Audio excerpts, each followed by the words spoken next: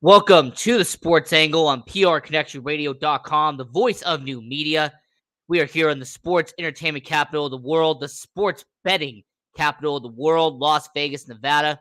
I'm your host, Ian Rakelli. We have another fantastic episode planned out for everyone watching around the world.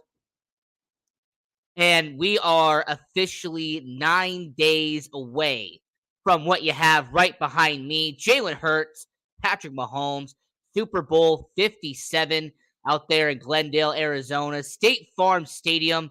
It is going to be an incredible game, and there is plenty to talk about when it comes to Super Bowl 57 and the big game, as they title it, here in Las Vegas, Nevada. So, really to do the first segment here on the Sports Angle on PR Connection Radio, we're just going to do a little quick preview, do a little bit of a discussion here about Super Bowl 57. And with it being 9 days away, I'm not going to give a prediction yet. That's going to be next week's show. But what we will do here on this episode 45 of the Sports Angle on PRConnectionRadio.com, is I'm going to give a little breakdown on the Chiefs, and I'm going to give a little breakdown on the Eagles. And what I'm going to be doing is compare and contrast. I will be comparing quarterbacks, running backs, receivers, offensive line, defensive line. I will be doing a comparison from the Chiefs and the Eagles. So, really, to start this off, we might as well go with the most valuable position in the NFL, and we got to talk about the quarterbacks, the two people behind me. So, Jalen Hurts, we're going to start with him. Now, not only is Jalen Hurts one of my favorite quarterbacks in the NFL, he has had a career year. Jalen Hurts, after being drafted in 2020, first 2 years was used as a stepping block. First 2 years was used as a way for him to grow and progress as a quarterback. But I have to give Jalen Hurts props. In 2022, Jalen Hurts did what the Eagles hoped he would do when they drafted him in the second round. Jalen Hurts has not only become a leader in Philadelphia, but he has become the face of the Philadelphia Eagles. Jalen Hurts has become a MVP caliber quarterback. Jalen Hurts has become a superstar quarterback out there in Philadelphia.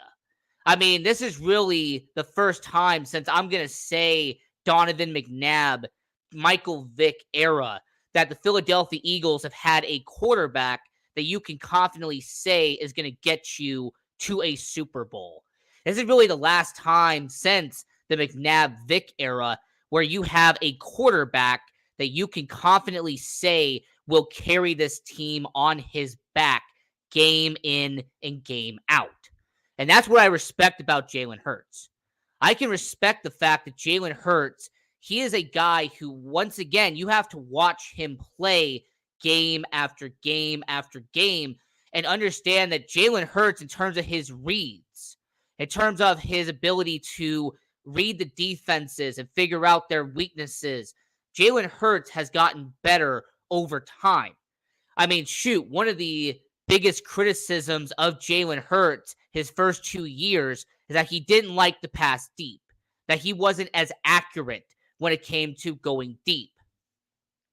Well, trade for A.J. Brown at the NFL draft, get him a few weapons and one of the best tight ends in Dallas Goedert, and man, has he been able to throw the ball deep.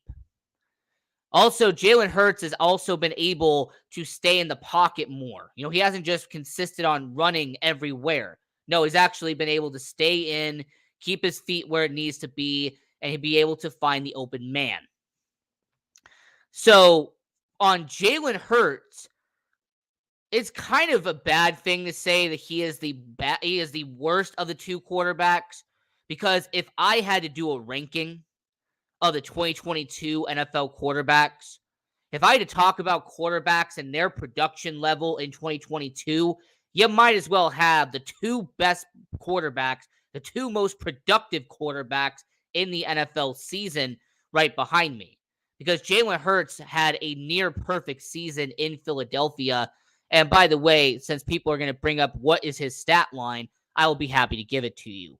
Jalen Hurts in 2022 as a Philadelphia Eagle, man, his stat sheet is incredible for someone who's only in year 3 of his career. So Jalen Hurts, according to Pro Football Reference, who I use all the time here on this show, Jalen Hurts in 15 games, 14-1, a completion percentage of 66%. He had over 3,700 passing yards, 22 touchdowns, 6 interceptions, and he also averaged over 240 yards per game as a quarterback. It's also the same Jalen Hurts that went from a passer rating of 87 in year 2 to 101.5. There's also the same Jalen Hurts that last year had a QBR of 48 and it has now been bumped up to a much impressive 66 in terms of QBR. So Jalen Hurts has had a phenomenal year, and he definitely was recognized as one because he was voted second team All-Pro by the Associated Press and was voted first team All-Conference by Pro Football Writers. So Jalen Hurts, I'm going to give him his props. He had a phenomenal season. And if he wasn't going up against arguably the generational quarterback, a once-in-a-lifetime generational talent that I'm pointing to right now, he would be the best quarterback out of the two. But unfortunately, he has to go up against the next Tom Brady. He has to go up against the guy who has been penned and has been penciled in as the next face of the NFL. He has to go up against someone who has been to the Super Bowl not once but twice already in his young career. And of course, I'm talking about this man right here, Kansas City Chiefs quarterback Patrick Mahomes. And before I break down him, I might as well go to the chat. Let's have everyone's voice be heard. You also see down below we have a call-in number now for the Sports Angle on PRConnectionsRadio.com. The call-in number 425-610. So if you want to call into the show, that's 425-610-8763, 425-610-8763. But let's get to the comments. Let's have everyone's voice be heard here on the Sports Angle on PRConnectionsRadio.com. Please like and share the show. Thank you. Hey, Thomas, I know you're a Philadelphia Eagles fan. I appreciate you being here on the show. Sean. Hey, Sean, my good friend. Good to see you here. Is the fix in? Lots to talk about it. Yes, we will definitely talk about is the fix in. I mean, we've had NFL players mock and meme the idea that the NFL is scripted, that the NFL is rigged. By the way, this is a quick pivot, but I want to give props to all of these players like Micah Parsons, Alvin Kamara, all these NFL players that are playing along and making a joke about how the NFL is scripted. I just want to say, give props to all these players for having a sense of humor. This Super Bowl will be fun to watch to see which Kelce measures up. The parents of both Kelce boys will be in the audience rooting for who? Best idea out there yet has been having Mama Kelce throw out the coin toss with both boys behind her. Hey, you know what, Lorena Kelly? You need to be part of the Super Bowl booking committee. All right, you need to be part of the booking committee and getting everything established for the Super Bowl because that's a great idea. Have both Kelces lined up at the coin toss and have good old Mama Kelce do the coin toss. You know what? I like it. That's a good idea.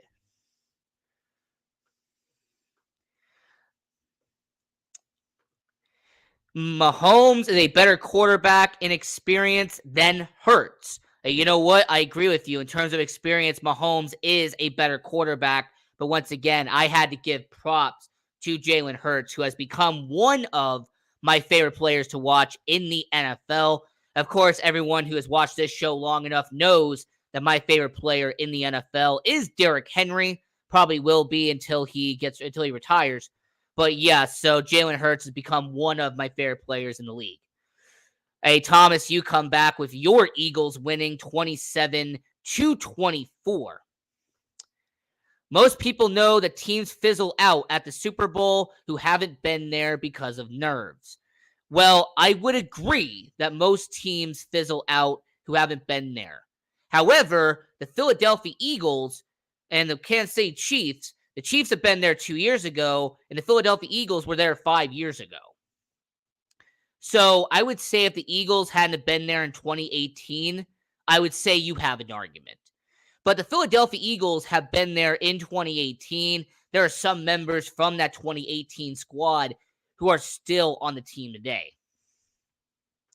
Eagles had the better team. Well, hey, Thomas, I'm going to break down both of these teams here on this show, episode 45. So we'll have to talk about that argument. Now, back to what we were talking about. Patrick Mahomes, this year, the guy that the NFL believes is the future, the face of the NFL. I mean, I could just break down his accolades for you, and it would do well enough.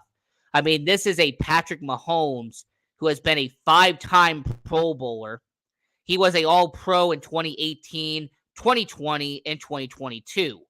It's also the same Patrick Mahomes who has been a 1-time champ, a 1-time MVP. He has also been a Super Bowl MVP, Offensive Player of the Year. He has also been a Bart Bell Award winner.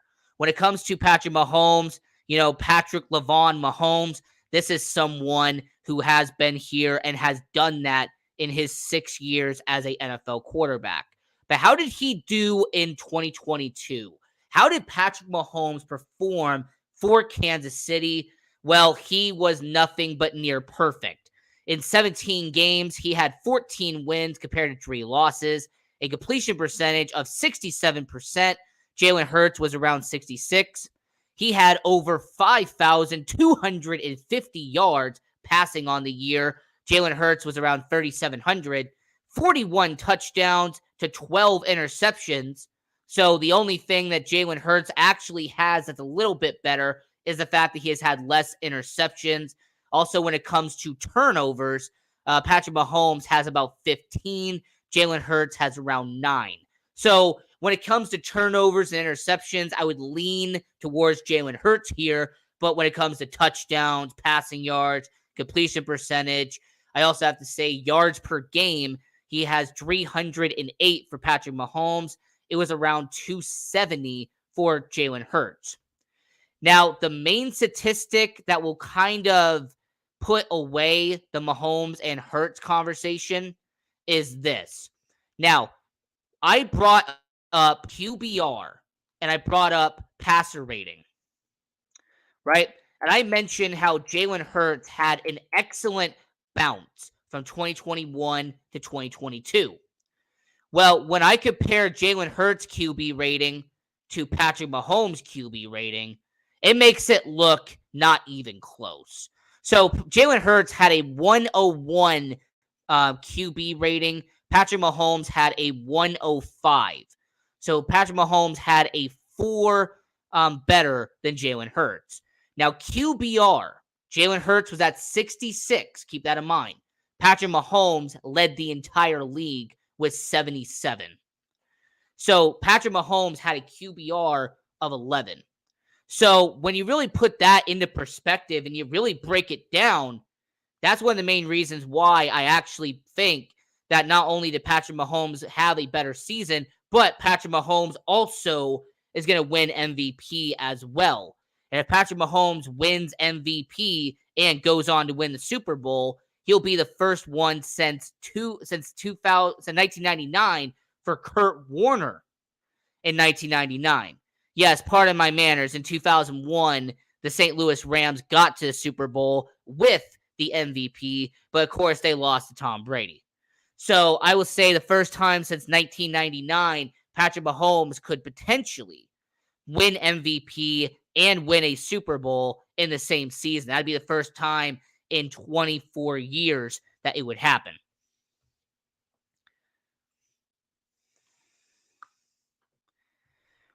Patrick Mahomes is a better quarterback, but nobody thought Nick Foles could beat Tom Brady. Hey, Thomas, are you talking about Chicago Bears legend Nick Foles? You talking about the guy that helped Chicago for a couple of years, Nick Foles? You talking about that guy? Mahomes had a lower interception rate, though. Hurts had fewer interceptions due to not throwing as many passes. Kansas City Chiefs owners need to send some Kansas City ribs to the Eagles to eat before the Super Bowl.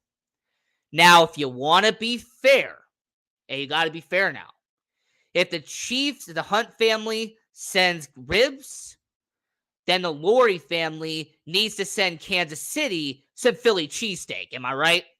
I think it's a fair thing to say.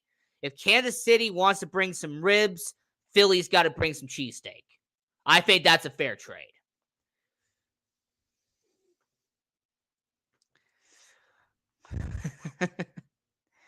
Okay, so I'm glad you checked it for me. Because I was going to say, I think that was the only statistic, the only analysis that I could find that Hurts was better than Mahomes. Everything else, Mahomes wipes him clear of.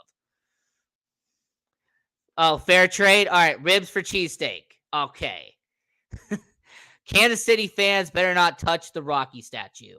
Now, for anybody who doesn't understand that reference, last week, San Francisco 49ers fans put something on the Rocky statue. They put a shirt on the Rocky statue in Philadelphia, and you are absolutely right, Thomas. You better not touch Rocky. He is sacred in Philadelphia. Even though I think Creed is better than Rocky, but I digress. So, getting back to the actual game here, we're actually going to continue the comparisons and breaking down side by side Philadelphia versus Kansas City. So we talked about the quarterbacks. Now let's move over to the running backs. So on the Philadelphia side, we have Miles Sanders. And on the Kansas City side, we have a rookie. We have someone who before the year wasn't even a part of this team. This was a guy who barely even made the roster as a 7th round pick in the NFL draft. Ironically, the 7th round has become pretty good in the 2022 NFL draft. Skylar Thompson in Miami, Brock Purdy in San Francisco, and now Isaiah Pacheco with Kansas City. So talking about Miles Sanders, the Pro Bowler for the Philadelphia Eagles, the guy who was on the all-rookie team back in 2019. But Miles Sanders this year in 2022, he had over 250 rushing attempts, 1,269 rushing yards, 11 touchdowns, and he averaged a little over 70 yards per game as a Philadelphia Eagle. This is also the same Miles Sanders that even contributed somewhat to the passing game as well. He had 20 catches for the Philadelphia Eagles this season. Now, the one aspect that I will give Miles Sanders credit on, and one part that I actually think that he doesn't get enough credit for, is the fact that he has had 20 touchdowns in 4 years. But he did the first 3 years, and he really wasn't the main guy. You know, Miles Sanders, when it came to the running game in Philadelphia, he wasn't the guy at that point.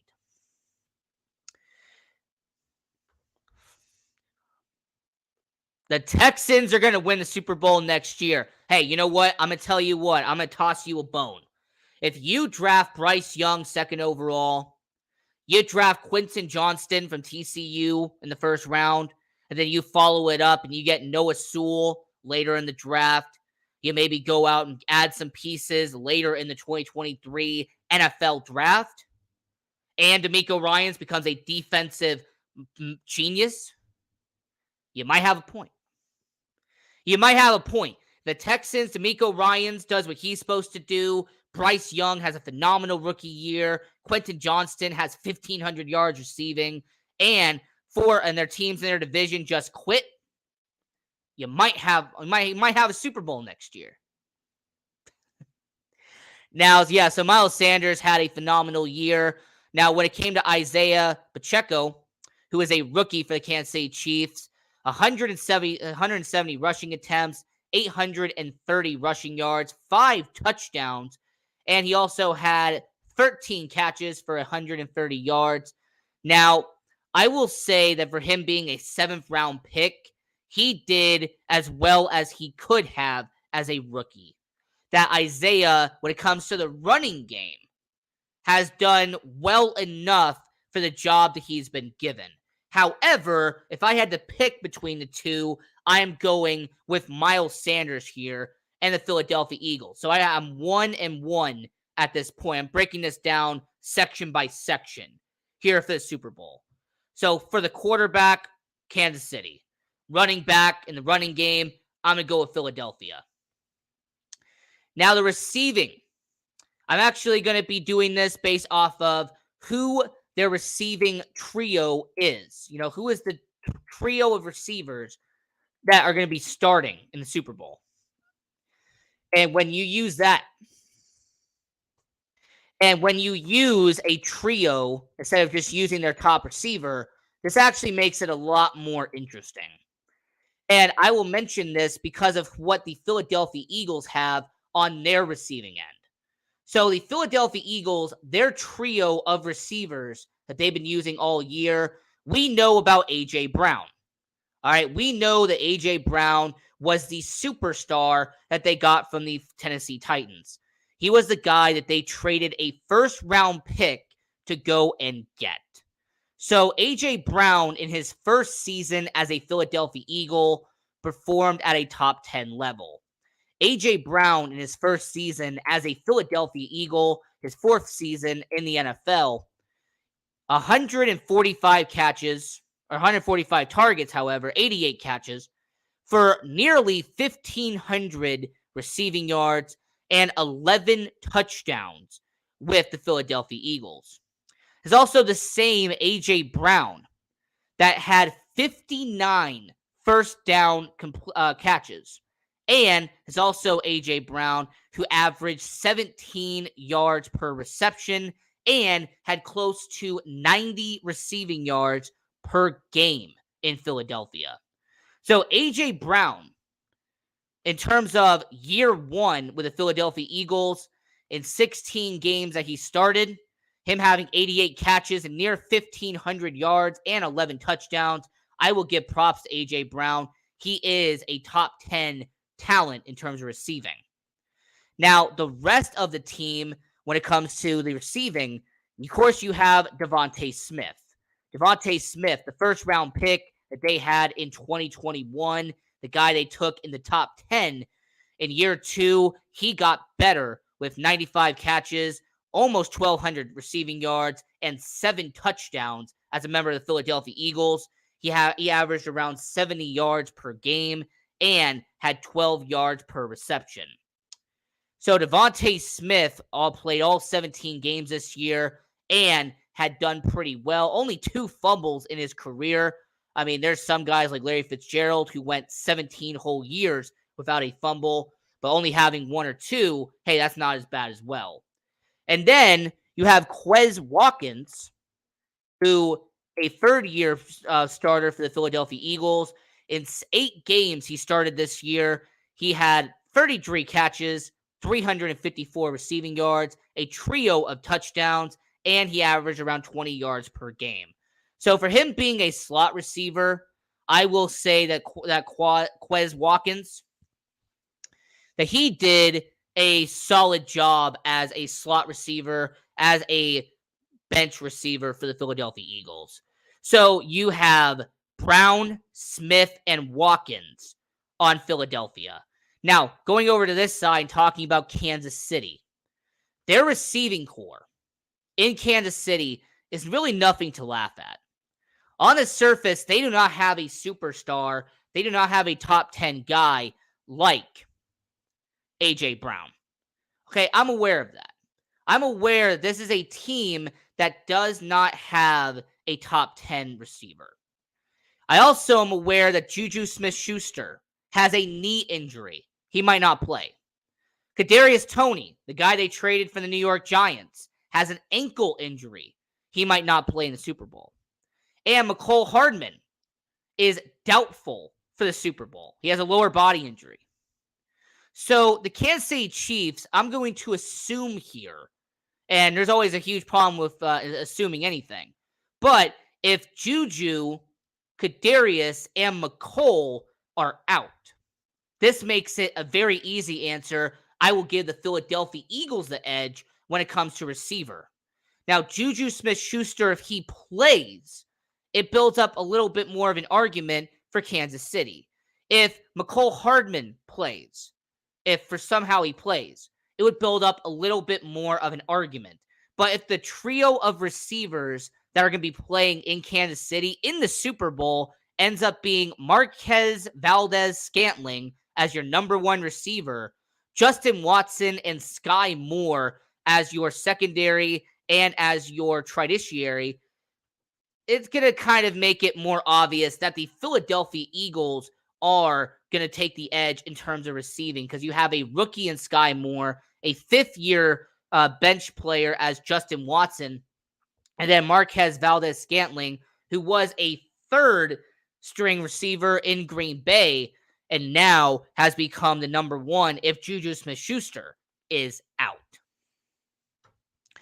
So far, we have 2 for Philadelphia, 1 for Kansas City. Let's go to the chat real quick. Let's have your angle be heard here. I think the Chicago Bears will trade away the first pick. Now, Thomas, if you did not watch episode 44 that we did last week with Dennis Holmes from the Inner Thinkers podcast and Rashad Stribling from It's Bro Time, I made an argument that the Indianapolis Colts will trade up from 4 to 1 with the Chicago Bears. The Indianapolis Colts will trade up and get the quarterback from Ohio State, and the Bears will trade down to 4 and get the second best defensive player on the board, and that's Will Anderson Jr. from Alabama. So I do agree with you. Chicago will trade away the first overall pick. I say that either Detroit, Indianapolis, Carolina, Las Vegas, one of those desperate teams is going to trade up for number 1. Liked Carr's comments at the Pro Bowl after the football toss about taking his skills to another team. He said, can't wait. Wherever Carr goes, don't count him out. Well, I plan on talking about Derek Carr at some point here on the show because the thing is, I'm not going to count out an average quarterback. And yes, Raiders fans, since he's not going to be in Las Vegas anymore, I don't have to keep my mouth shut. Derek Carr is an average and at best above average quarterback in the NFL. Derek Carr is somebody who is around 15 to 25 on most quarterback rankings for a reason. Derek Carr and his average statistics and his average mechanics and his average arm and his average passing yards. Look, when it comes to Derek Carr, I've always believed that he's held the Raiders back, not made them better. So you can come here and say that don't count out Derek Carr once he goes someplace else. Well, I'm going to say to you that regardless if he goes to the Atlanta Falcons, if he goes to the Tennessee Titans, if he goes to another team that desperately needs a quarterback, I'm not going to sit here and say I'm going to be shocked if Derek Carr has a average or below average season once he leaves the Raiders. Because when it comes to Derek Carr, I've said it from the beginning. I really said it ever since 2017, 2018. Derek Carr was here for 9 years. And I give him his full props. He was here for 9 years. But Derek Carr, as a Las Vegas Raider, held them back more than he made them better. So the Las Vegas Raiders are actually doing a better decision, have actually made a best decision for the team by getting rid of an average to above average quarterback and potentially bringing in a quarterback that is better for the system, better for the scheme fit, and is someone who actually can make the Raiders better as an organization. Now, we're going to go back to the Super Bowls. We're talking about Super Bowl 57 here on the Sports Angle on PRConnectionRadio.com, the voice of new media. I'm your host, Ian Rakelli. You can follow us on social media at Sports Angle on PR. You can also follow me at Ian Rakelli 18. So getting back to the Super Bowl, I'm not even going to do the tight end conversation. It's Travis Kelce against Dallas Goedert. Now, do I think Dallas is a top 5 tight end? Yes, he's getting paid like it. But is Travis Kelce not the best tight end in the NFL right now? Do I really have to pull up his stats to even back up the argument that Travis Kelce is the best tight end in the NFL? All right, you know what? Let's do it. So Travis Kelce, his statistics as a Kansas City Chief. Travis Kelce as the guy, as the best tight end we have seen in the last 5 years. This is a Travis Kelce that played all 17 games this year and had 110 catches, the most out of any tight end. He had over 1,300 receiving yards, led all tight ends. Had 12 touchdowns for Kansas City, was one of the best. He had 78 yards per game as a tight end. Compared to last year, he only had 70 receiving yards per game. He's also the same Travis Kelce that last year had only 92 catches. Now he went up to 110. And he had 3 more touchdowns than he did the year before. So he had a career high in touchdowns. This is the second most he has ever had in receiving yards. And this is the most he's ever had in catches at age 33.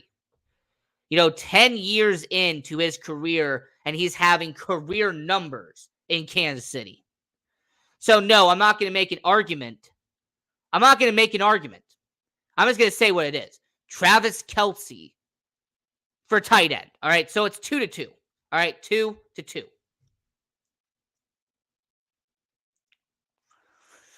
All right, so we're going to go back to the comments real quick. Do you think he, as we're alluding to Derek Carr, could go to the Texans where his brother David played? If he wanted to be a starter, maybe a backup in the NFL, yeah, I'd say go to the Houston Texans, maybe. Indianapolis Colts, possibly. Tennessee Titans, most likely. The Atlanta Falcons need a quarterback. Carolina Panthers need a quarterback. New Orleans Saints need a quarterback. Tampa Bay Buccaneers, thanks to retirement of Tom Brady, is going to need a quarterback. Look, don't get me wrong. There's about 7 teams that could use a Derek Carr. But just know that you are going to be getting an average quarterback in Derek Carr. Derek Carr is going to get you an average completion percentage. He's going to get you a good amount of passing yards. But this is a guy in Derek Carr that he's not going to be a guy that's going to carry your team to the playoffs. This is a Derek Carr who, if he went to the Houston Texans, all right, so you might go from a 1-win team to maybe a 5-win team. If you're a Tennessee Titans, you might go from a 6-win team to maybe a 7-win team. Derek Carr is not a quarterback that's going to elevate your team and get you triple more wins by acquiring him. This is a Derek Carr that only had a record above 500 twice in his career. It's also the same Derek Carr that in his last season in Las Vegas had a completion percentage barely above 60%. There's also the same Derek Carr that in 15 games this year had only 3,500 passing yards, which, by the way, was the second lowest that he has had since 2017. He only had 24 touchdowns, which, once again, if you compare to, he's had 32 touchdowns. He had 28 touchdowns before.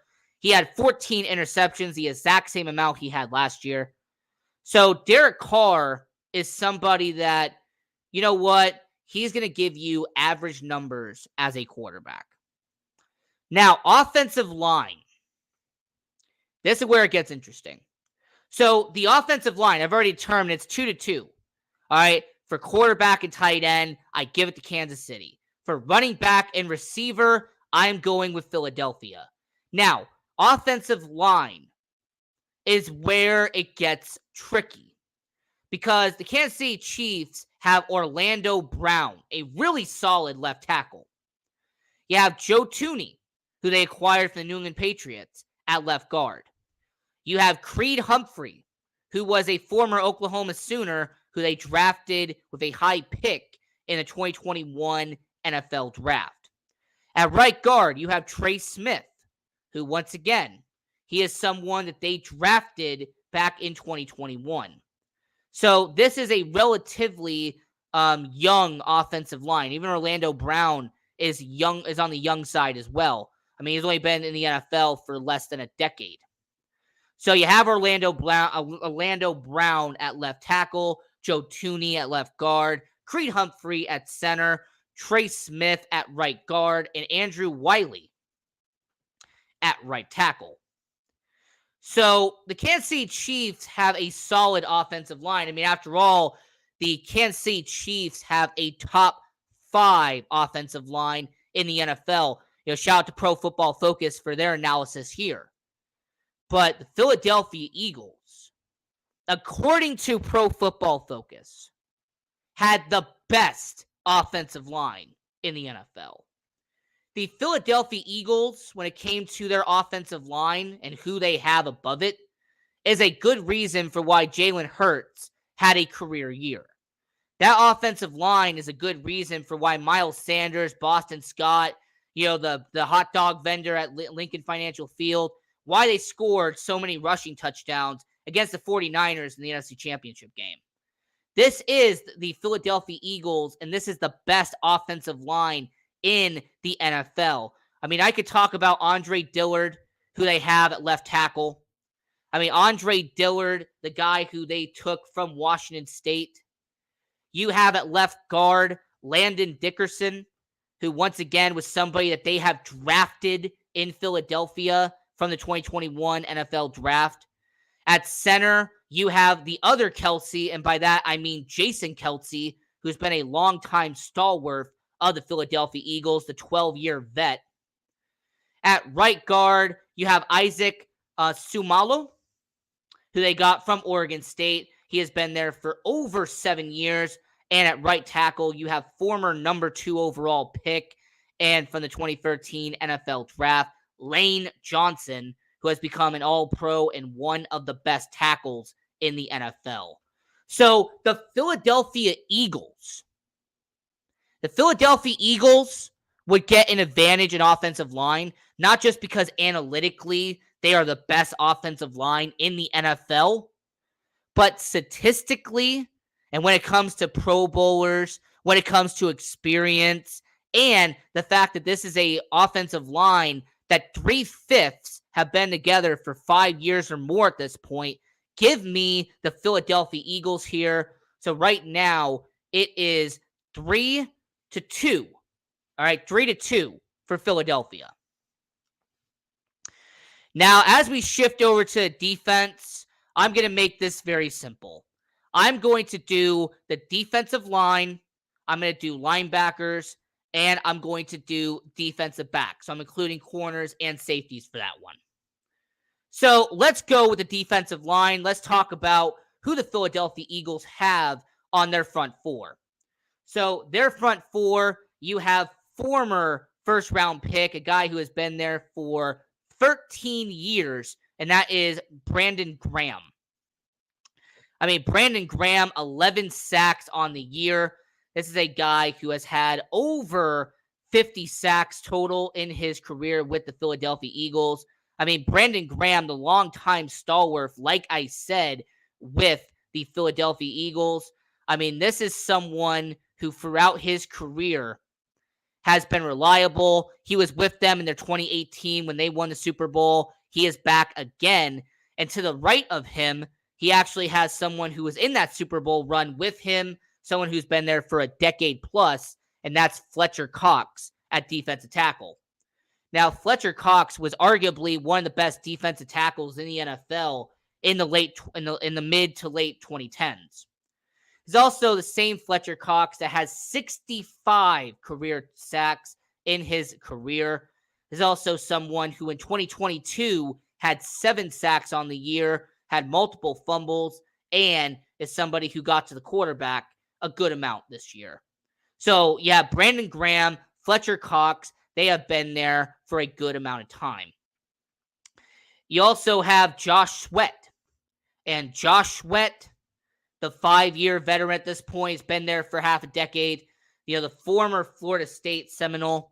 He has been solid for the Philadelphia Eagles. 11 sacks on the year. And then to the right of you, you have a free agent in Javon Hargrave. And when it comes to Hargrave, once again, man, all I can say about him is that his stats in his career. I mean, this is a guy in Hargrave who, throughout his tenure in the NFL, he has been phenomenal. He had record stats this year. So your front four in Philadelphia looks pretty good. And then you compare it to Kansas City's. Kansas City's front four is not bad. You have the rookie George Karlaftis, who was from Purdue. Purdue Boilermaker, shout out to them. I mean, this is a rookie who this year in Kansas City had half a dozen sacks on the year in his rookie campaign. To the right of him, you have Frank Clark, who is somebody they acquired a couple of years ago, someone who helped them during their Super Bowl run. I mean, 5 sacks on the year. He's had well over 50 sacks in his career. And they got him from the Kansas City Chiefs a couple of years ago from the Seattle Seahawks. So Frank Clark, George Karlaftis, and you have Chris Jones. But then you also have Kayleen Saunders. That's your front four. So when it comes to the defensive line, I'm going to go with Philadelphia here. So the Philadelphia Eagles currently at this point are 4-2. So it brings me to the linebackers because they use 3 linebackers in Kansas City. You have the reliable veteran Carlos Dunlap, who they brought over from Cincinnati Bengals. You have the young Nick Bolton at middle linebacker. And you have Darius Harris at weak side linebacker. I mean, this is a guy outside linebacker, Darius Harris, who has been there a couple of years in the Kansas City Chiefs system. So you have Darius Harris, Nick Bolton, and Carlos Dunlap. On the Philadelphia Eagles side, when it comes to linebackers, Hassan Reddick has been the breakout player this year since getting him from the Arizona Cardinals. You also have, opposed to him, because they use 3 as well, the Philadelphia Eagles, in terms of linebackers, you have Hassan Reddick, you have the undrafted TJ Edwards, and you have Kaiser White at weak side linebacker. So you have Reddick, Edwards, and White, and you have Dunlap, Bolton, and Harris in Kansas City. Now, I'm going to give the slight edge here to Kansas City. And I'm going to give a slight edge to Kansas City on the linebacking department, mainly because of the experience that they have. They've already been here before. Carlos Dunlap, long-time veteran in the NFL. You also have Nick Bolton, who is somebody who, once again, has been with Kansas City for a while. He is someone who they drafted and developed in Kansas City. So when it comes to linebackers, I think White, Edwards, and Reddick will be solid, and they will be a force in the Super Bowl. But when it comes to who I'm comparing head-to-head, side-by-side, give me Kansas City on the linebackers. And then the defensive backs is tough.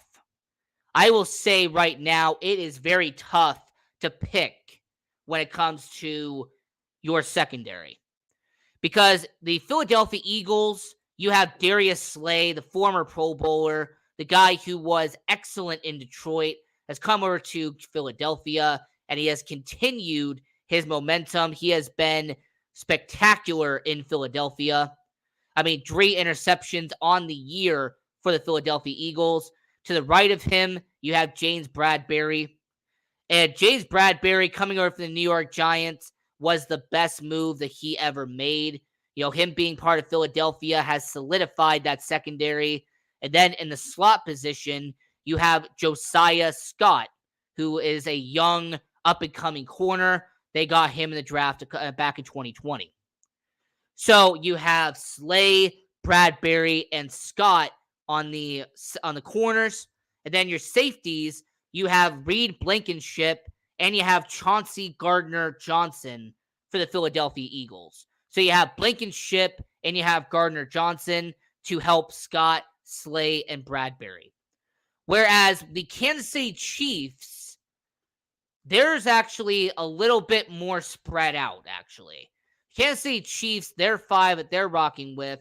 You have Trent McDuffie, who has become a solid guy since being drafted in the 2021, and ever since being drafted from Washington. You have Jalen Watson and Joshua Williams. So similar to what I said earlier, you have a rookie corners for the Kansas City Chiefs. All three of York's secondary is rookies. McDuffie, rookie. Jalen Watson, rookie. Joshua Williams is a rookie. You also have Justin Reed, who is a longtime stalwart for the Houston Texans, now is a Kansas City Chief. And you have Juan Thornhill, who has been a good safety for the Kansas City Chiefs. He was there during their Super Bowl run when they won a few years ago. So when you compare Kansas City and you compare Philadelphia, it's a situation where you're looking at it and you're saying, all right, who's going to line up here? Who are you going to line up against A.J. Brown? Who are you going to line up against Devontae Smith? And the fact that Kansas City has all three rookies going up against Philadelphia, I'm going to have to give the edge here to Philadelphia. So I will say right here, right now on this show, that it is 5-3 Philadelphia. But we have two categories left. We have special teams and we have coaching. And these two are very valuable. I saved these for last. Now, special teams for the Kansas City Chiefs. You have Tommy Townsend, who has been an exceptional punter, one of the best punters in the NFL, and Harrison Butker, who has been reliable and has been stellar as a member of the Kansas City Chiefs. So you have Butker and you have Townsend for the Kansas City. You also are going to have Justin Watson, the rookie, as your punt returner, and you're going to have Isaiah Pacheco, a rookie, as your kick returner. So the Kansas City Chiefs, if you haven't picked up on this theme, are relying a lot on their young guys. Justin Watson, Sky Moore, their three defensive backs. I mean, this is a team that is relying a lot on young and up-and-coming guys. Philadelphia, their special teams, it's not bad either. Philadelphia Eagles, Brent Kern, the longtime Tennessee Titan punter. He is now the punter in Philadelphia. At kicker, you have Jake Elliott. This is a guy who over the last 3 seasons has really stolen the hearts of Philly, has become a fan favorite in Philadelphia. You have Britton Covey as your punt returner, and you have Boston Scott and Covey as your kick returner. Now, I have the utmost respect for Boston Scott. I have the utmost respect for Jake Elliott. But if I had to pick between Jake Elliott and Harrison Butker, I am taking Harrison Butker. If I had to go in terms of kick returning, do I think Sky Moore or Britton Covey would be better?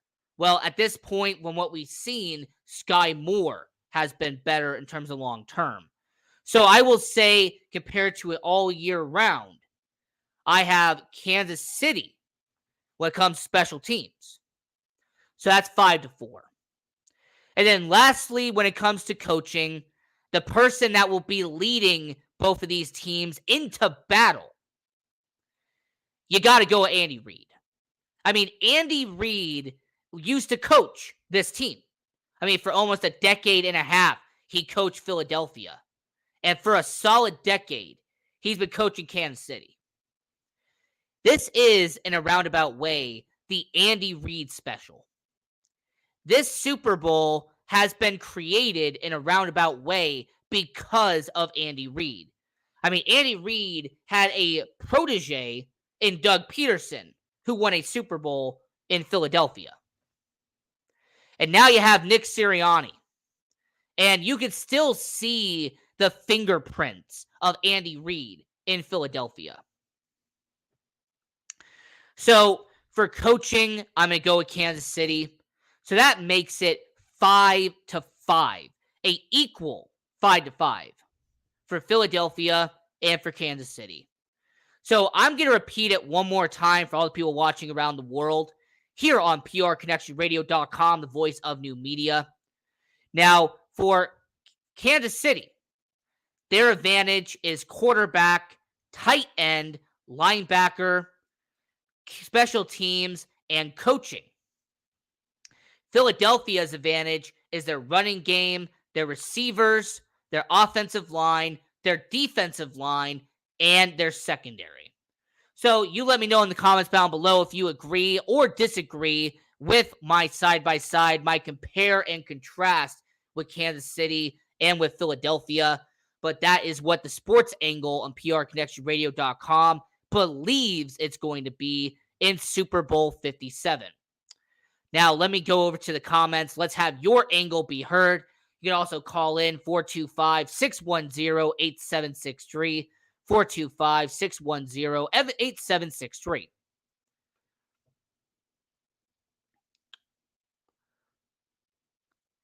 All right. I mean, the Pro Bowl, the Pro Bowl has been a joke. I mean, if we're going to be honest, if we're actually going to have this conversation, the Pro Bowl has been a joke for about 7 years now. I mean, it's been really since 2016. I'm even being generous with 2016.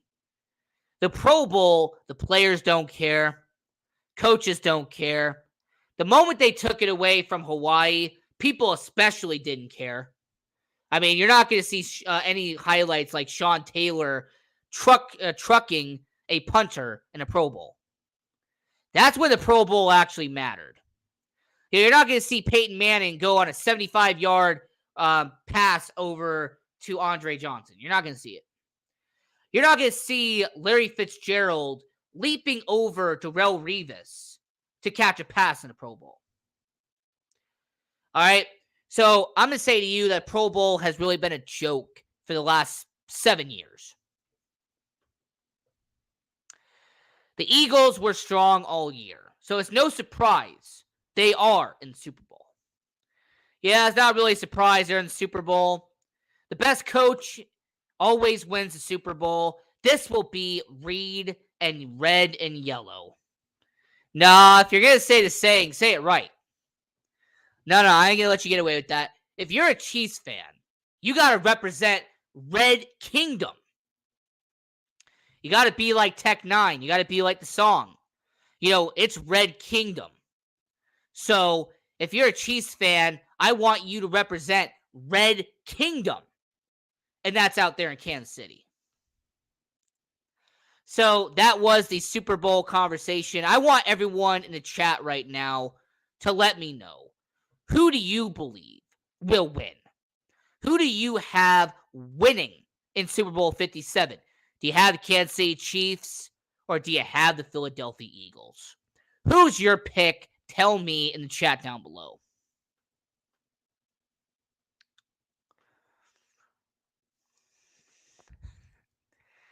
So we are going to be moving on from the Super Bowl. Man, this has been a fantastic conversation. And I will say that for the first hour of this show, this just went by super quick. So we're going to move over to discussing the Senior Bowl, which actually will be this weekend in college football. Now, for the people who don't know what the Senior Bowl is, I will gladly tell you what it is. The Senior Bowl is a college football all-star game. It is an event where the best college football players meet in Mobile, Alabama, and they play at Hancock Whitney Stadium, home of South Alabama. And this is a matchup where you see the best college football players from all around the United States compete and try to impress scouts for the upcoming NFL draft. Now, the way the Senior Bowl does this is they have the American team going up against the national team. Or to put it nicely, it doesn't matter. They just put random players together. So, on the American team, I want to give you a few players to watch out for. So, to start out with it, we're actually going to talk about Darius Davis, the receiver from TCU. Now, Quentin Johnston got all of the hype and all the attention for TCU, but Darius Davis actually had some stellar numbers for TCU. He could be a mid to late round pick in the NFL draft, and he'll be able to impress scouts on this in this game. You also have his quarterback, Max Duggan, who will be the quarterback for the American team in the Senior Bowl. This is going to be a guy who's going to try to be a mid to late round draft pick after leading TCU to the national championship game. So TCU being led to a national championship game, they actually are being quite represented in the Senior Bowl. They have like 6 or 7 players in the Senior Bowl. You also have Oklahoma running back Eric Gray, who is going to be at the Senior Bowl. He'll be able to show off what he can do. You also have Derek Hall, the defensive lineman from Auburn. He's going to be able to try to impress in this game. You also have the injured Tennessee Volunteer quarterback, Hendon Hooker, who will be on the same team as Max Duggan. You also are going to be pointing out some players that are on this team as well. You also have Will Mallory, who is a tight end from Miami. You have a running back from Georgia, and Kenny McIntosh, who has had some really good hype over his career. You also have Luke Musgrave, the tight end from Oregon State. You have Zach Pickens, the defensive lineman from South Carolina. Rashee Rice, the receiver from SMU. He's going to be trying to be drafted in the day 2 of the NFL draft. So having a good pro day and having a good Senior Bowl can go a long way. Also on this team that has some notable name to it could be O'Cyrus Torrence, who is a late first-round pick, early second-round pick. He is the offensive lineman from the Florida Gators. He will have some attention to him as well. So this game on the American team, you have some bright spots on this team. Now, on the national side, you have Ronnie Bell, the receiver from Michigan. He had some solid highlights. He actually had some solid stats at University of Michigan. Be interesting to see what he does in the game. You have the 2 Browns from University of Illinois, Sidney Brown, the defensive back, and Chase Brown, the running back from Illinois. You have Andre Carter II from Army. Andre Carter II, he had some stellar stats and was pretty good with Army. So him being in the Senior Bowl is a good deal for him. From the quarterback position, you have from Louisville, Malik Cunningham. So it'll be good to see what he does. You have upcoming top draft pick, Jalen Duncan from Maryland, offensive tackle. He will either go in the first round or he will go in the second round as an offensive lineman in the upcoming NFL draft. You have a late first round pick, defensive end, Isaiah Foskey from Notre Dame. I have him going in the first round to Kansas City with the last pick in the NFL draft. You also have Jaren Hall, the quarterback from BYU. He is going to hope that he gets taken in the mid to late round. You also have one player on this team that could show some potential. And that actually ends up being Jarrett Peterson, the offensive lineman from Notre Dame. Hopefully he gets a chance there. And rounding it out, you have Michael Wilson, the receiver from Stanford. So I will say to everyone watching around the world that, with it being the Senior Bowl, it will be great to see in Mobile, Alabama, how they do. It will be good to see the best college football players and the best upcoming prospects for the NFL draft and how they perform in Mobile, Alabama, with all 32 NFL scouts watching this game. I mean, the Senior Bowl has been able to help boost draft stocks in the past. So it'll be great to see them perform. And tomorrow, I believe it's on NFL Network. So if you want to go watch the Senior Bowl, I'm not going to be able to watch it because I'm going to be at a post office working. But when it comes to the Senior Bowl, it should be great to see the best upcoming players and see how they do for the Senior Bowl. Now, that was end of hour number 1 here on Sports Angle on PRConnectionRadio.com, the voice of new media. I'm your host, Ian Rickelli. So we talked about Super Bowl 57. We had a compare and contrast for Kansas City and Philadelphia. We spent about 10 minutes here breaking down the Senior Bowl, talking about the upcoming talent from college football. So to transition over here, I am going to put myself in the hot seat here. Because there is this idea that this guy right here, all right, this guy right here, Trevor Lawrence, there is this idea that I am too harsh on Trevor Lawrence. There is this idea, this belief that I want Trevor Lawrence to be a bust. That I desperately want Trevor Lawrence to fail in the NFL. And to give people some context, I'm going to take myself back 2 years ago to the 2021 NFL Draft. We did live here on Sports Angle. I was on AMP TV at the time, but I was on doing the Sports Angle. And I was doing a show in 2021. And I was talking about Trevor Lawrence.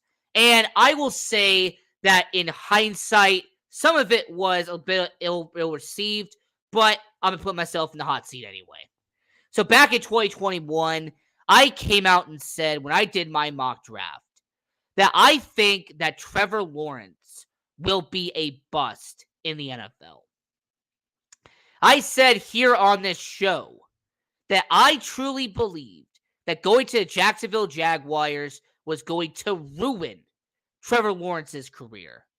That going to the Jacksonville Jaguars was going to make him fail and not succeed. That the system and the culture in Jacksonville was going to set him up for absolute failure. And you know what? To go through context now and to go through hindsight, year 1, I was absolutely right. In year 1, the Jacksonville Jaguars were a dumpster fire. In year 1, the culture was broken. The system was awful.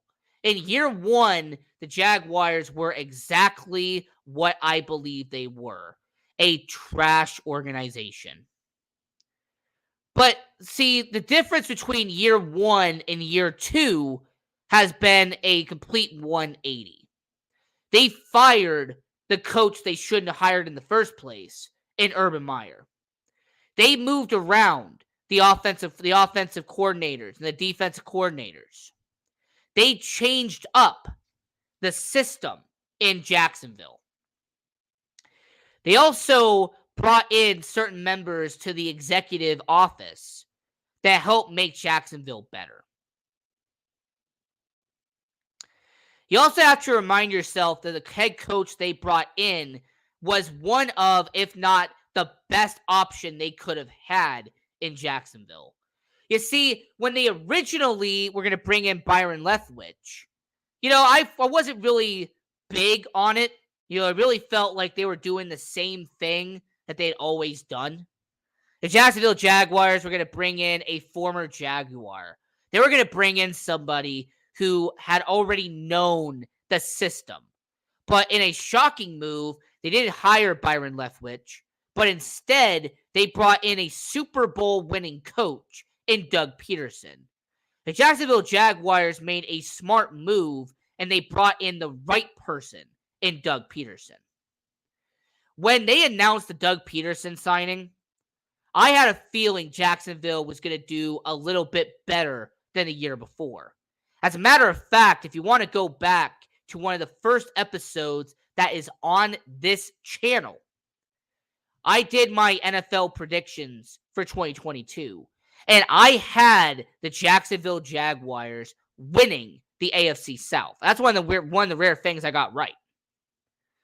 I said the Jacksonville Jaguars, thanks to Doug Peterson, was going to improve, was going to get better as a result. And sure enough, Trevor Lawrence, in terms of production, had a fantastic year 2.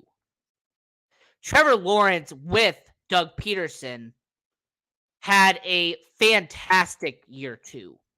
As a matter of fact, Trevor Lawrence in year 2 was better and almost double of what he did the year before. Let's analyze it, shall we? So Trevor Lawrence in 17 games last year went 3-14. He had a completion percentage of 59%, only 3,641 passing yards, 12 touchdowns, 17 interceptions, and he averaged a little under 215 passing yards per game. There's also the same Trevor Lawrence that had a QBR of 33 and a passer rating of 71. Trevor Lawrence in year 1 under Urban Meyer was a dumpster fire, was a train wreck, was terrible as a quarterback.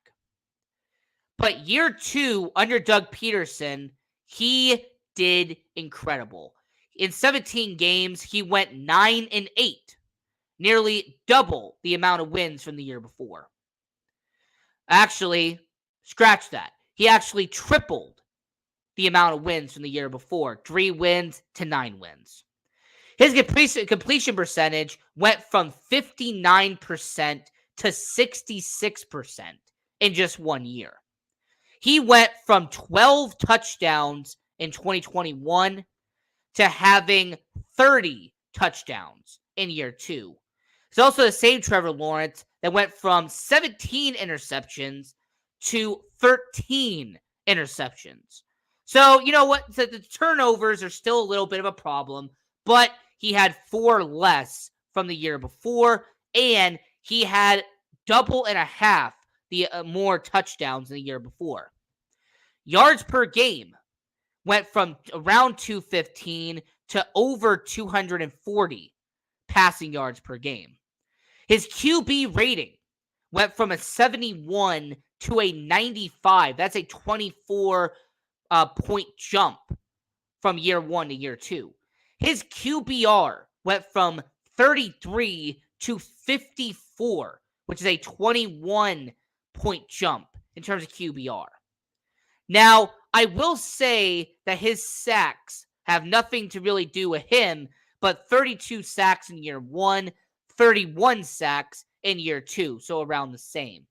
And if you actually break down the analytical side of it, and you actually break down what he has done statistically, is also the same Trevor Lawrence that actually had 12 fumbles this year and compared to 9 the year before. The only stat that actually went up from the year before. So what is my argument? Has my opinion changed on Trevor Lawrence? Have I changed on him being a bust in the NFL?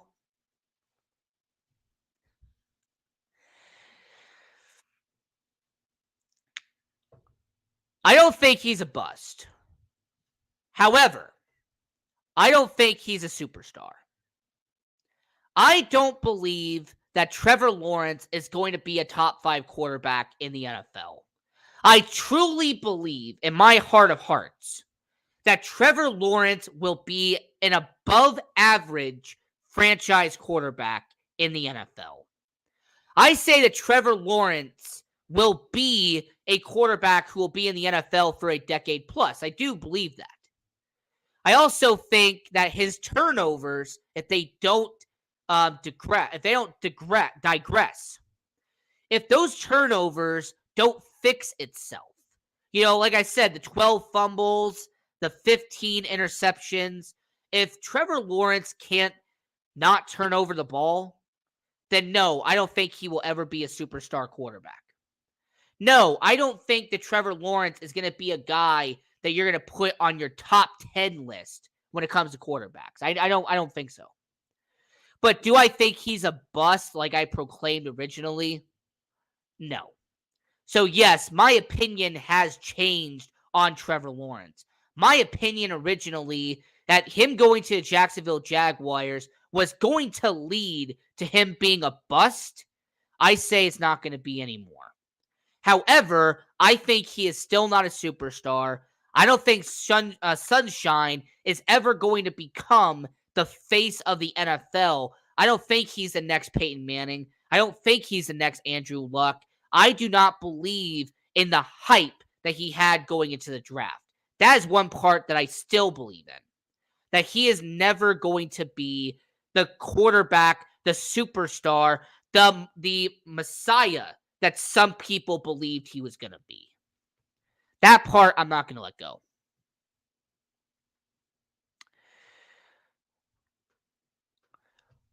They changed coaches this year to a system Lawrence was used to. Well, to actually break that down logically, I don't think it was a system more or less. I think it was the fact that they brought in the right coach to do the right job. In your opinion, who goes to the Raiders since Brady retired? Well, that's an interesting question now, isn't it? Because there is a lot of ways I could go here. As a matter of fact, I could actually give you a few options. And I'm actually going to go based off of what I could see ending up happening. So for the Las Vegas Raiders, there are 4 quarterbacks that I see being a possibility in this team. There are 4 quarterbacks that I could see making a logical and an actual possibility of them being a quarterback for the Oakland Raiders and actually being a quarterback that could end up being part of this team. So the first option I have is Ryan Tannehill. The first option for the Raiders quarterback is Ryan Tannehill. Why not go from one average quarterback in Derek Carr to someone who's above average and a little bit better in Ryan Tannehill? Now, the reason why Ryan Tannehill could work in Las Vegas is the fact that he has a system in Tennessee and a system in Las Vegas that could be replicated, that could be duplicated if done correctly. Ryan Tannehill is also a guy that was gone from Miami, went to Tennessee, and had to earn that job from Marcus Mariota. He is someone who, yes, got paid very handsomely by Tennessee, but he is someone who has already been tossed aside once. He could be tossed aside again a second time. So Las Vegas could be third time's a charm. So based off a system, based off a scheme fit, I would say the first one would be Ryan Tannehill. Now, the second one and the second quarterback that I could see possibly going to Las Vegas being a Raider is Gardner Minshew. Gardner Minshew is the current backup quarterback with the Philadelphia Eagles. Now, the Las Vegas Raiders, I really look at this team and I say, you know what? What do they need at quarterback? What do they really need when it comes to an actual quarterback in the NFL? And what they need is somebody who's not going to make bonehead decisions. They need a quarterback who's not going to sit there and cause 15 to 20 turnovers per season. So if you need a guy that shows potential, if you need a guy who could actually make some value and actually be a low risk, high reward type of guy, Gardner Minshew has been in the NFL for about 4 years now. And when he was in Jacksonville and when he was in Philadelphia, he has shown flashes of being a good quarterback in the NFL. So I would say that a guy like Gardner Minshew would be number 2. At number 3, oh, sorry, I'm going backwards here. Number 5, Ryan Tannehill. Number 4 would be Gardner Minshew. At number 3 would be CJ Stroud from Ohio State. Yes, the Las Vegas Raiders could go the quarterback route and go get the number 1 overall pick in the upcoming draft. The Las Vegas Raiders could trade with the Chicago Bears and get the number 1 overall pick and take CJ from Ohio State. Now, the positive of this is that you would have 5 years of his rights. You would have him on a 5-year deal as a number 1 overall pick. The bad part is, if you draft a quarterback number 1 overall, you are admitting that you are tanking. If you are going to get a quarterback at number 1, you are not trying to win a Super Bowl the next year. You are trying to take that quarterback and build off of the said quarterback. In other words, you are rebuilding with that quarterback. Just like a Ryan Tannehill, if you get him, the positive is the system and the scheme fit. He would be a veteran that could come in for a year, maybe come in for 2 years, and help train a young quarterback. But the negative is you are admitting that you are a bad team who needs a veteran quarterback. For Gardner Minshew is low risk, high reward at number 4. At number 3 is rebuilding and drafting CJ Stroud from Ohio State at number 1. Trading up with Chicago to get the number 1 overall pick. At number 2 is someone that I actually think would be plausible. At number 2, I say that you go the backup route. And you go get a backup quarterback who, once again, is a veteran in the NFL. Is you go and you get somebody who has been with the New England Patriots. And that would be Jarrett Stidham, the current backup quarterback for the Las Vegas Raiders. Now, the positive is Jarrett Stidham already knows the system. Jarrett Stidham would know Josh McDaniels. Jarrett Stidham would know how to run that offense. But the negative is Jarrett Stidham is nowhere near a starting quarterback caliber. Jarrett Stidham has never been a guy that I would say is a starting quarterback in the NFL today.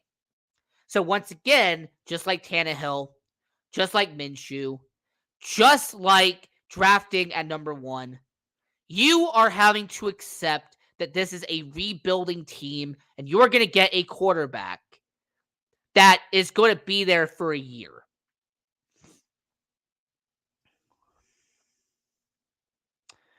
But then at number 1, this is a guy that I truly believe, with Lamar Jackson being franchise tag, that one's over. Derek Carr, you're going to release him. He is not going to be a Raider anymore. But at number 1, why not try to go out and get a quarterback who was in the playoffs this past offseason? At number 1, if you're the Las Vegas Raiders, why not try to get a quarterback who is 5 years in to his career? A young quarterback who just made his first postseason and, ironically, could be replaced by Derek Carr. At number 1, I'm talking about current New York Giants quarterback, Daniel Jones. Now, Daniel Jones, the positive to him is that he is young and he deserves a second chance in the NFL. Daniel Jones is someone that I could see actually excelling here in Las Vegas. Because Daniel Jones, the way that he performs and the way that he plays actually would be a solid option here in Las Vegas. Now, the one negative that I could see so many people talking about, the one negative that a lot of people are going to mention about Daniel Jones is that he is not a former Patriot. Okay? Daniel Jones is not a former Patriot. So many people are going to bring up that fact. They're going to bring up the fact that Daniel Jones was not given, he has not been given, that 5th-year option. He's going to be a free agent after being a Giant for the last 4 seasons. Why would the Giants give him up? Why would the New York Giants decline his $22 million option just to go to the Raiders? Well, I could actually say, the Raiders declined Josh Jacobs and see how well he did. But I digress. The reason why Daniel Jones would be good here is because of the potential that he has. Daniel Jones this year for the New York Giants showed that he has upside. When Brian Daboll got brought over to New York Giants, Daniel Jones benefited arguably the most out of everybody there. I mean, you could make an argument for Saquon Barkley, but really Daniel Jones statistically had a good year because of Brian Daboll. So this guy in 16 games played went 9-6-1, had a 67% completion percentage, went up from 64% the year before. He only had 2,400 passing yards in 2021, had 3,200 passing yards this year. He had 10 touchdowns last year. Daniel Jones had 17 in 2022. He had 7 interceptions last year. He had 6 interceptions this year. So you know what? He actually had around the same terms of interceptions. But passing yards per game went down, interesting enough. He went from 220 passing yards to 200 passing yards. Now, the reason why that could be is because the New York Giants turned into a running first, passing second team. It's also the same Daniel Jones, however, that he had a 92 QB rating as opposed to 84 the year before, and went from a 41 QBR to 60 QBR. Now, the last reason why I say Daniel Jones could be a good option for them is what he did with his legs this year. Daniel Jones in 2021 had 62 rushing attempts, around 300 rushing yards, and 2 touchdowns. Well, Daniel Jones, a.k.a. Vanilla Vic, in 2022 had 120 rushing attempts, 700 rushing yards, and 7 touchdowns. So my argument to you is that if he's available, and I'm saying if he's available, if I'm the Las Vegas Raiders, I would sign Daniel Jones. I would have the former New York Giant, the former first-round pick, a guy who excelled under Brian Daboll.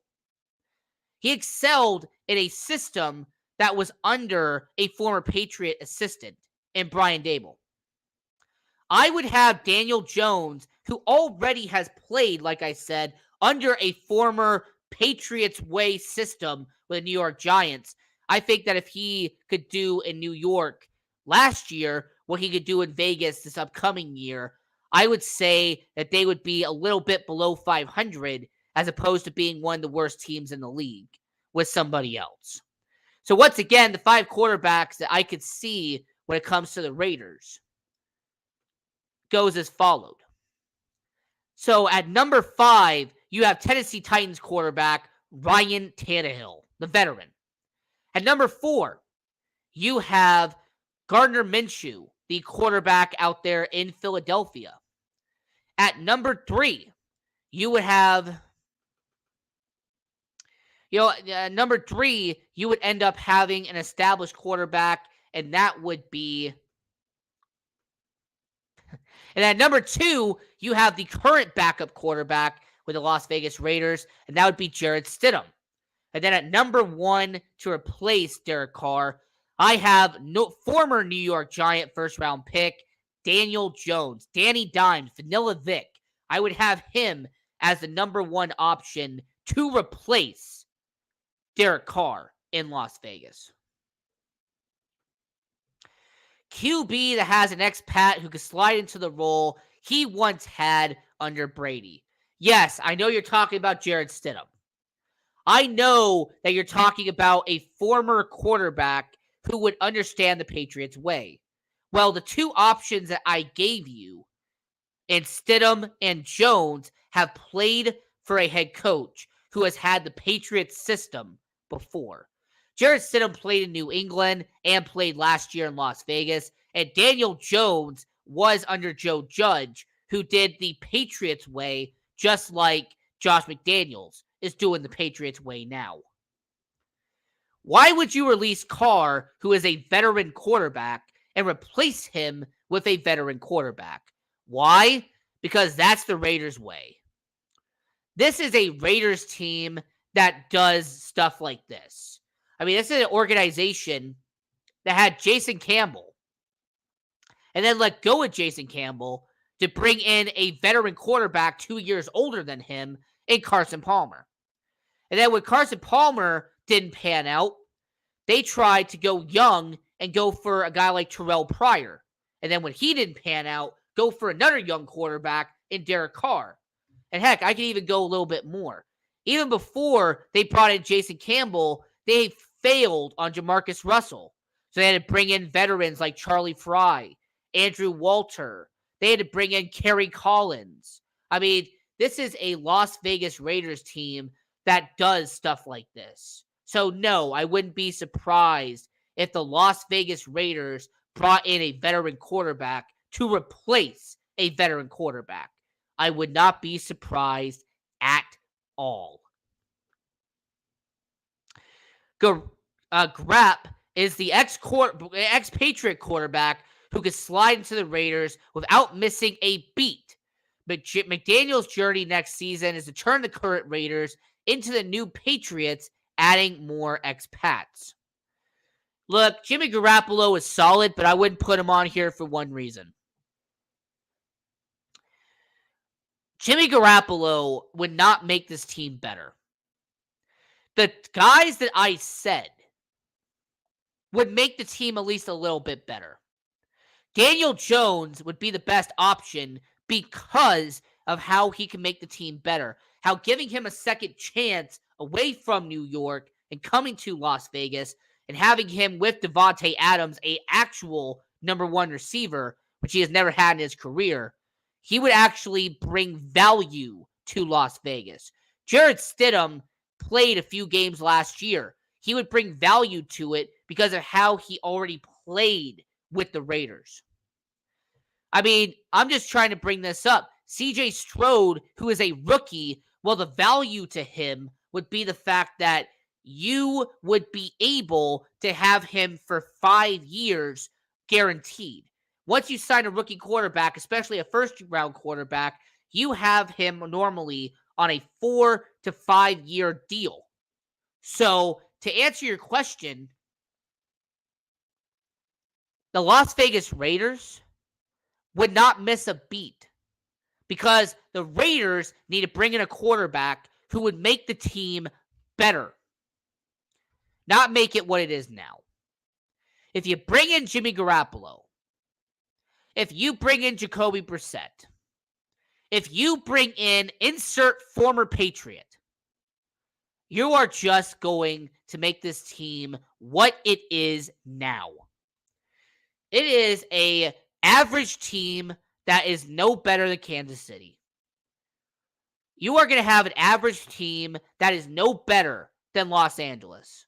You are going to bring in a team that is no better than Cincinnati. You're going to bring in a team that's no better than Baltimore. You're going to have a team that's no better than Buffalo. And just remind yourself, you have 7 slots in the playoffs. And majority of the time in the AFC, you have to win 10 to get into the playoffs. So if the Las Vegas Raiders want to be around 500, sure, bring in Jimmy Garoppolo. Go right ahead. But if you want to be successful, and I believe Las Vegas wants to be a success here, if the Las Vegas Raiders want to be a successful team here in the sports betting capital of the world, Las Vegas, Nevada, my home, Las Vegas, Nevada, then I say that you bring in Daniel Jones.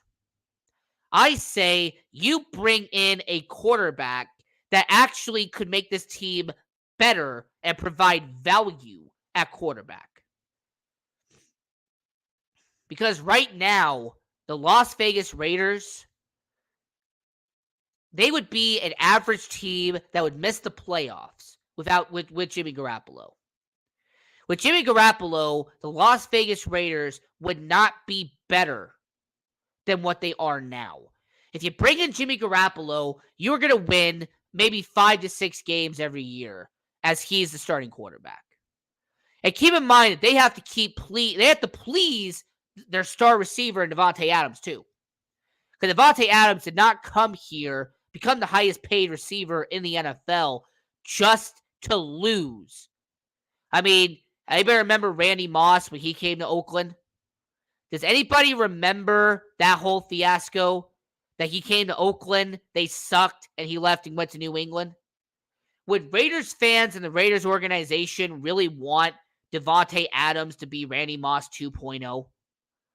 I say no. So my argument to all of you is that the Las Vegas Raiders, in my opinion, this offseason, bring in Daniel Jones. Bring in a quarterback that would be around the same level as Derek Carr. And bring in somebody that actually knows how to use his legs and can actually run in a Patriots way system and a Patriots way he's already been a part of. So that's just my opinion.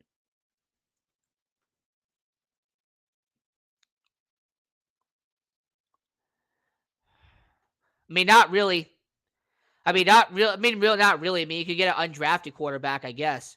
But I'm just saying to you is that when it comes to the Las Vegas Raiders, I look at it and I say, if you want to get better, you bring in a quarterback that is going to make this team better. And Jimmy Garoppolo, in my opinion, you would win 5 to 6 games every year with Jimmy Garoppolo. This team would not improve with Jimmy Garoppolo. But hey, that's just my opinion. So this is the Sports Angle on PRConnectionRadio.com, the voice of new media. I'm your host, Ian McKelly. Follow us on all social medias at Sports Angle on PR. Follow all the major networks at PR Connections Radio. We're on all platforms. And also follow your host at Ian Rakelli18. That is IANRACHIELE 18. And I also will say thanks to everyone watching around the world. And for everybody on PR Connection Radio, Guy Dawson, Sandra, Dana, all the people who work hard here at PRConnectionRadio.com. Keep doing what you're doing. You're doing fantastic jobs. So until next time, I'm your host, Ian Rakelli. Super Bowl weekend just around the corner. And on episode 46, I will be bringing on a guest who really knows about the world of football. So until next time, I'm your host, Ian Rakelli, and have a good one.